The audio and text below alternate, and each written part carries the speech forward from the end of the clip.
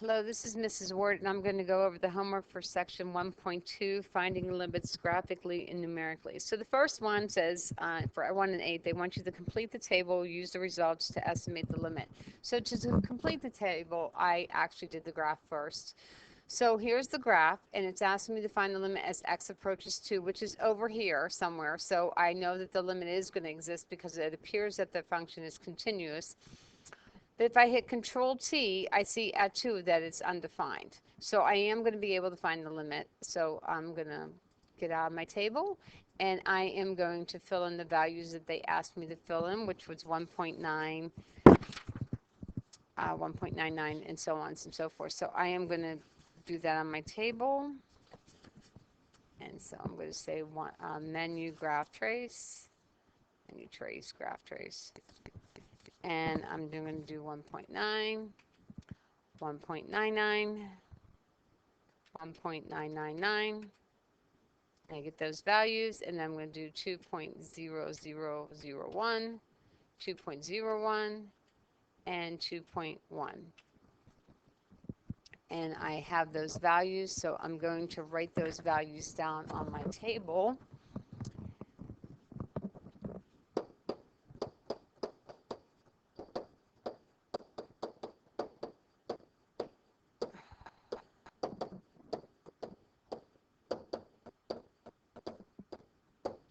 So it wants to know what I'm approaching was. As I'm approaching to the left, I get 0.333. It seems like it keeps on adding a 3, so I'm just going to write 0.333.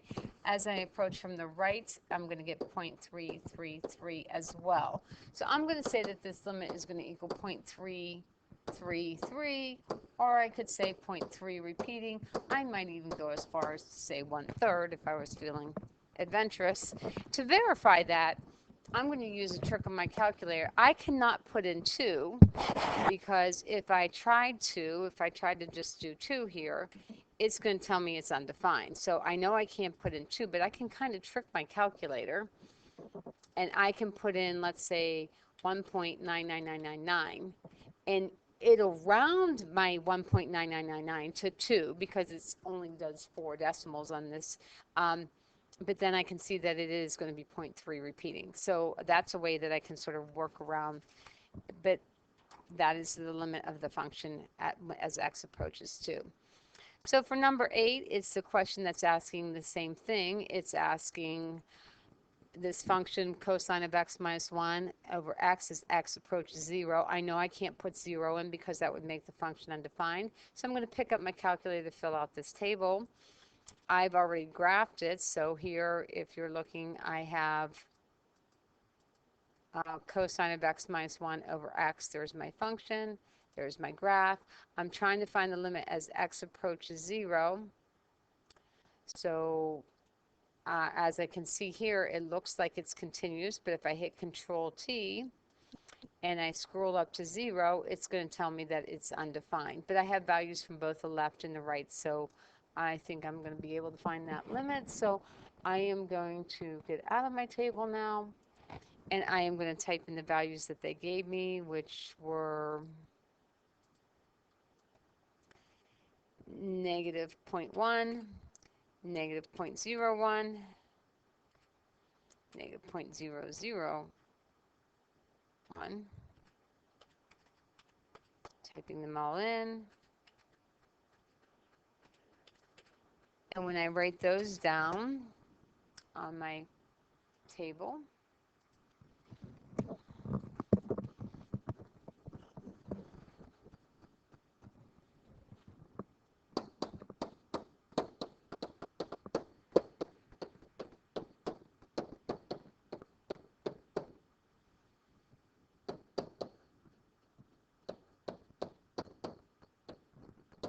so as I see that I'm adding an extra 0, and as I'm coming this way, I'm adding an extra 0. So I'm going to say that the limit is going to approach 0 because it's approaching the same number. So I'm going to go ahead and say that that limit is 0. If I try and do that trick on my calculator, I don't know if it's going to work. I think it throws into scientific notation. Well, let's find out. So let's say I do a 0.00001. Yeah, it puts everything in scientific notation because I'm close to 0. So, but this would be close to 0, and this -6 would also be close to 0 because it's 6 decimal. You're moving the decimal point 6 places. All right, moving on to the next one. So this one I have, I'm just looking at the graph. It says use the graph to find the limit if it exists. If it does not exist, you have to explain why. So remember, there's 3 reasons why a limit doesn't exist. So we'll go over those in a second. But number 11, I want to find the limit as x approaches 2. So as I'm approaching 2 from the left, it appears to be heading to 2. And as I approach 2 from the right, it also appears to be hitting this value 2. So I am going to say that this limit is going to be 2. Now, just to be clear, f of 2 is equal to 0 because of that dot right there, just being clear. All right, this one, the next one, number 13, it wants me to find the limit as x approaches 5. As I'm on this graph approaching 5, from the left, it looks like it's -1. As I'm approaching 5 from the right, it appears to be +1. Well, -1 and 1 are not the same number, so I'm going to say that this limit does not exist. DNE does not exist. And the reason that I have to write, because I have to explain why, is the function does not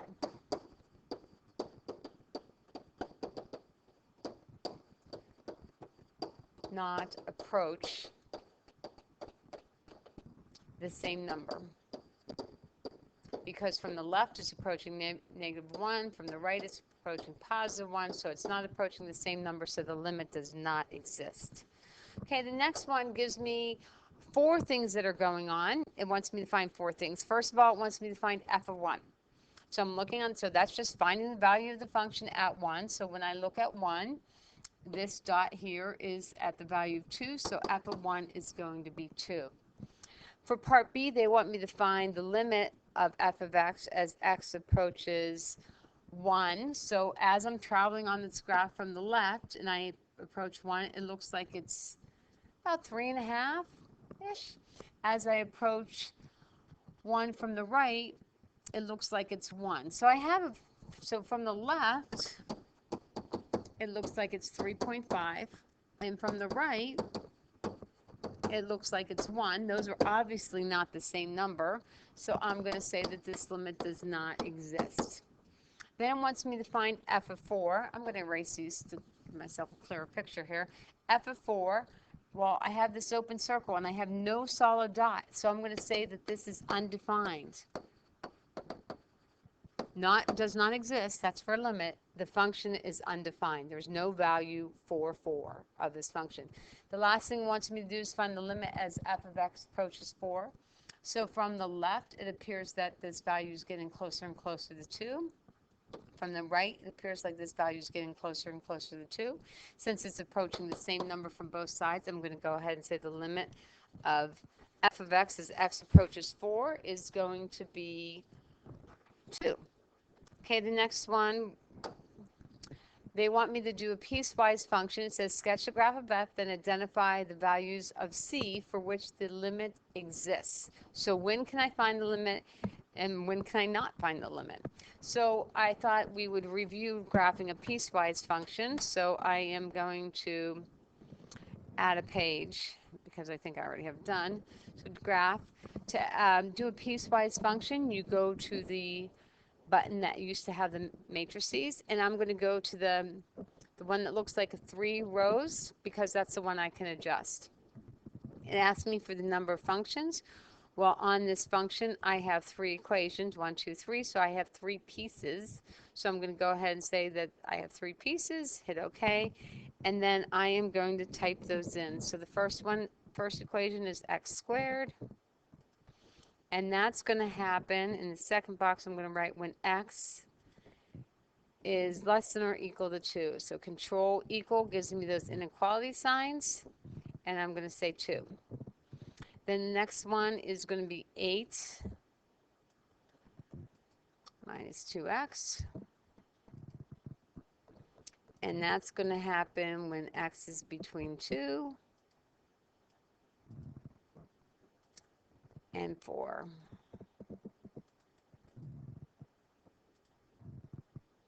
And then the last equation is just 4. And that's going to happen when x is greater than or equal to 4.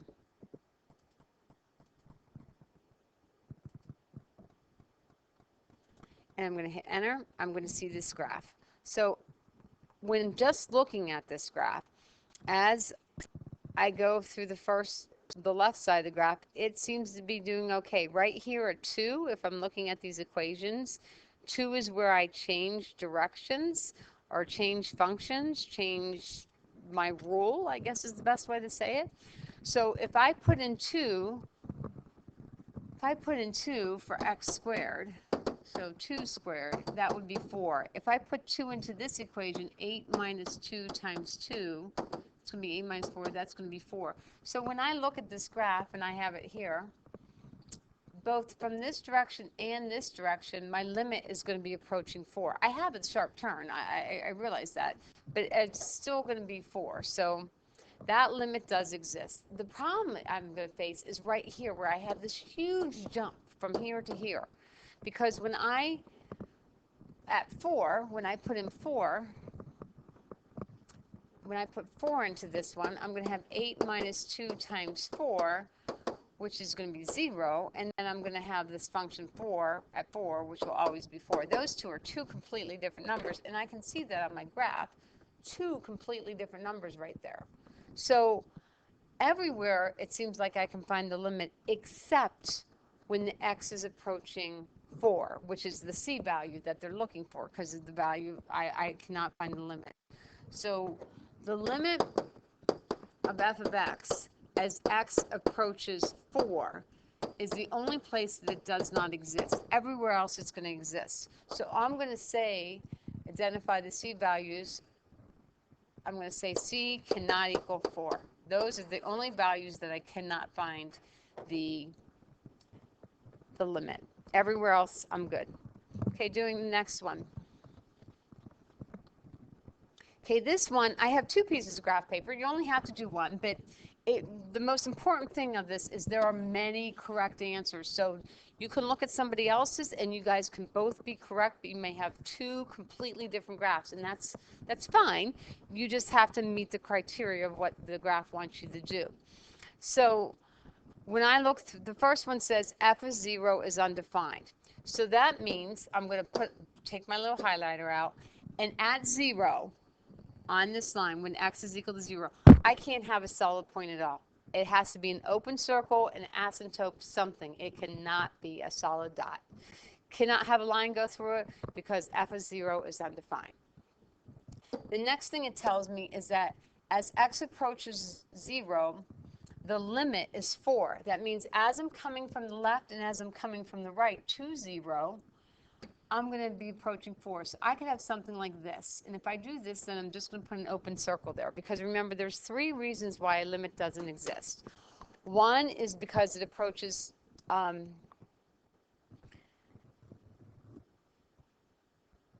lost my train of thought. One is because it approaches a different number.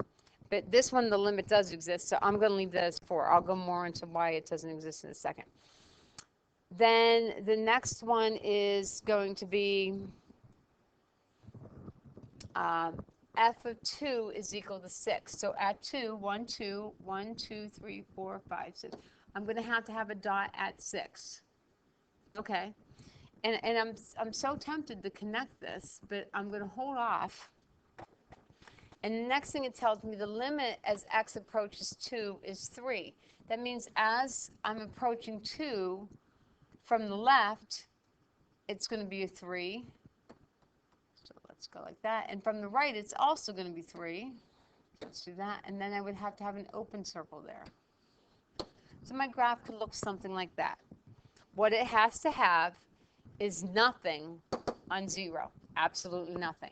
It has to have the graph approaching 4 from both directions at 0. It has to have the dot, f of 2 is equal to 6. It has to have it. It has to be that dot. And then as x is approaching 2 from both sides, it has to be 3. So I could have also, doing that same thing over here. 2, f of 2 is 6, and 2, 3, 4, 5, 6. I have to have that dot there. But I could have said the graph could have been coming like this, and then it could have been 3, 1, 2, 3. I could have had this, and then the graph could have gone something like this. And that's still meeting all the criteria that I have. So it doesn't matter what your graph looks like, it just has to meet those 4 conditions. Okay, the next one is, man, I made this large.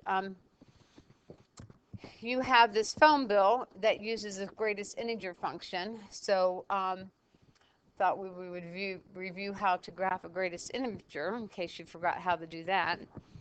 And then we're going to answer the questions and try and find the limits for those values. So I am going to add another page to my calculator. I am adding a graph. I am typing in the first part of that equation. Well, I'm typing in the whole equation. So typing the graph, I'm typing in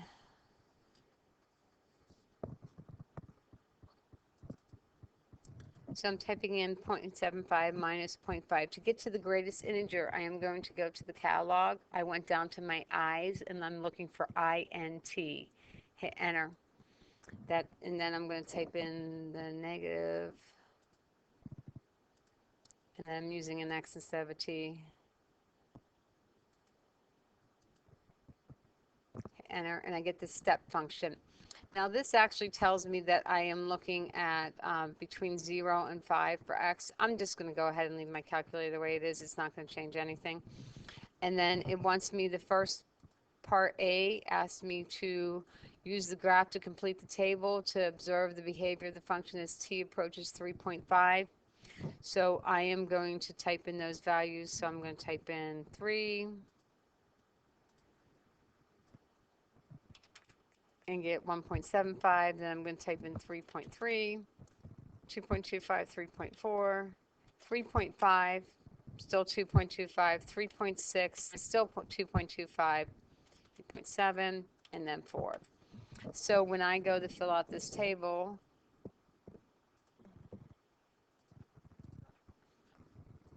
I'm going to make it bigger so I can fit in there. That's why I did that before. It's going to be 1.75, 2.25,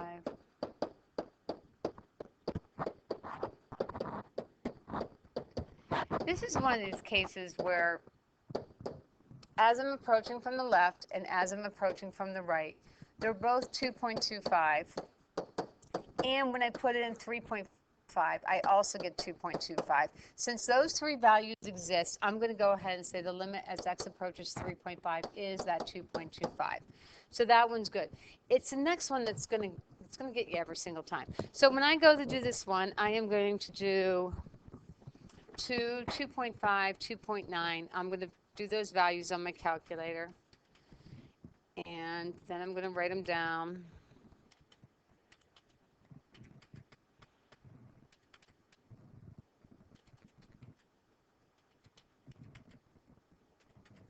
So I typed all those in. I got all those values. I'm going to write them down.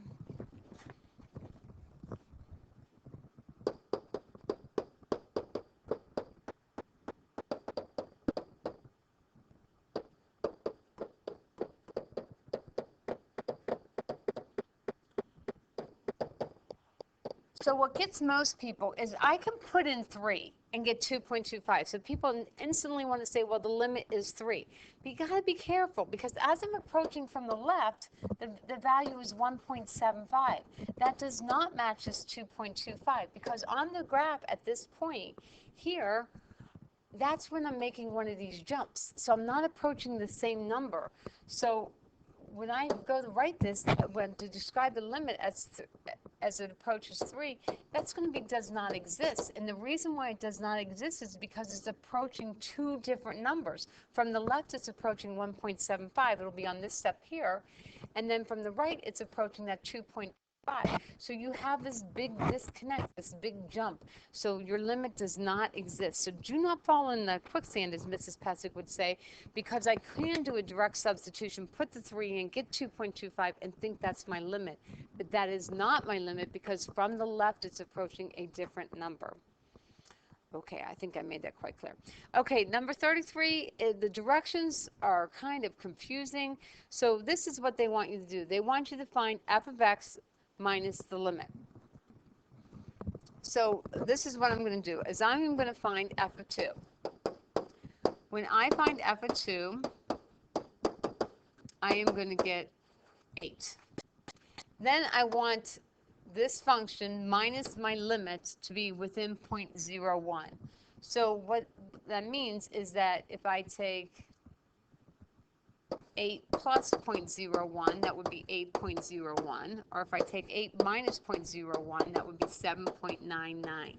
So my limit has to be between these two numbers because that puts it within 0.01 of the function. That's what that's saying. Then it wants me to find values of c that it wants me to find this number, like what are my acceptable values. So what I'm going to do to find that is I am going to take 8.01 and set that equal to my original function. I am going to solve that. So I'm going to subtract 2 from both sides, divide both sides by 3, and I'm going to get 2.0033, and I think there's a whole bunch of 3's, is equal to x. Then I'm going to take that 7.99. I'm going to subtract 2 from both sides, divide by 3, and I'm going to get 1.99667 is equal to x. So that's my x minus c. Well, actually, no, that's not my x. My x was 2, and then my c were these two values that I came up with. So I'm going to take 2 minus 2.00333. I'm going to get negative 0.00333. I'm going to take 2 minus 1.99667, and I'm going to get a positive 0.00333. So what I've done is I found this epsilon guy, which would be plus or minus 0.00333. So it's kind of like the word problems, but not, because it's just numbers. So if I'm going to let my y value vary by 0.01, that means my x value can vary by 0.00333. So let's do another one. Maybe that one will help out. So I'm going to first find f of 2. So f of 2 is equal to 2 squared minus 3, which would just be 1. Then I'm going within 0.01. So 1 plus 0.01, and that would be 1.01. 1 minus 0.01 would be 0.99. So my y values can go from 1.01 to 0.99. If that happens, then how much can my x values change? So I am going to do 1.01 is equal to x squared minus 3. So 4.0, I'm adding 1 to both sides. Taking the square root, and yes, I know it's plus or not minus, but we're just going to do it with plus right now. And I'm going to get 2.0025. Then I'm going to do 0.99 is equal to x squared minus 3. So this will be 3.99 is equal to x squared. Take the square root, and I get x to be 1.9975. So my x value was 2.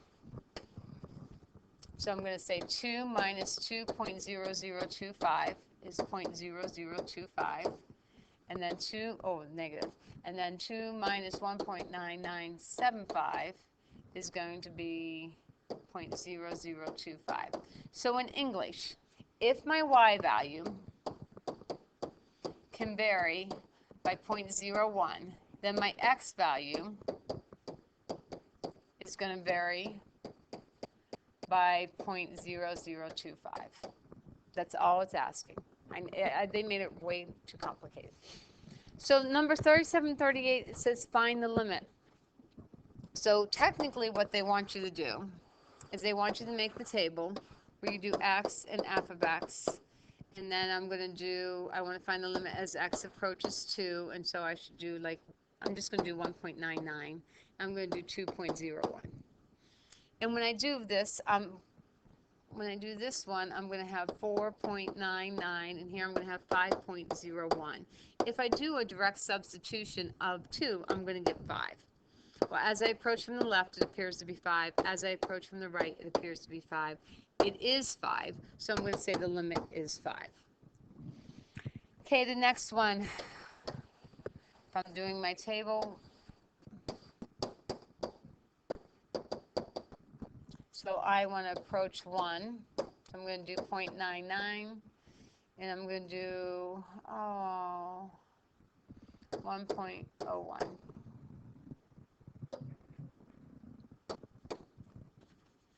So if I put in 0.99, I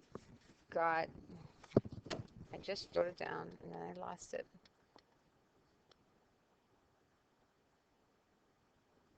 I get 9.66. If I put in 1.01, I get 9.67. There's a whole bunch of 3s. And then when I put in, and when I do 1 exactly, I get 9.6 repeating. So as I approach from the left, it's about 9.66. As I approach from the right, it's 9.67. I'm okay to use this as my limit of 9.6 repeating, or 29 thirds. I don't know if anyone did it that way. Okay, the last one is a jewelry store. This is the one that makes the most sense to me when I try and explain to people what a limit is. A jeweler resizes a ring so that the inner circumference is 6 centimeters. What is the radius of the ring? So circumference is equal to 2 times the radius times pi, 2r pi. So the circumference they're telling me is 6, so 2 pi r. I'm going to write it like that. So r is equal to 6 divided by 2 pi. And when I do that as a decimal, I get to 5 decimal places. I get 0.95493. So that's the perfect ring with an exact circumference of 6. And then it says, if the ring's inner circumference can vary between 5.5 and 6.5, how can the radius vary? So I'm going to do 5.5 for my circumference, set that equal to 2 pi r. So I'm going to divide this by 2 pi to get my r. And when I do that, r is 0.87535. That's a 3. Now the largest would be 6.5 is equal to 2 pi r, divide by 2 pi, and my radius is going to equal 1.0345. So my radius can be between 8.87335 or 1.0345, but that's not the question it's asking me. It's asking me, how can the radius vary? Well, originally it's this number here. So to find out how much it can vary, I'm going to take this 0.95493 and subtract this 0.87535, because this is the perfect ring. This one's slightly off. And when I do that, I get 0.0796. Then I'm going to do the same thing for the larger one. So I'm going to take 0.95493 and subtract the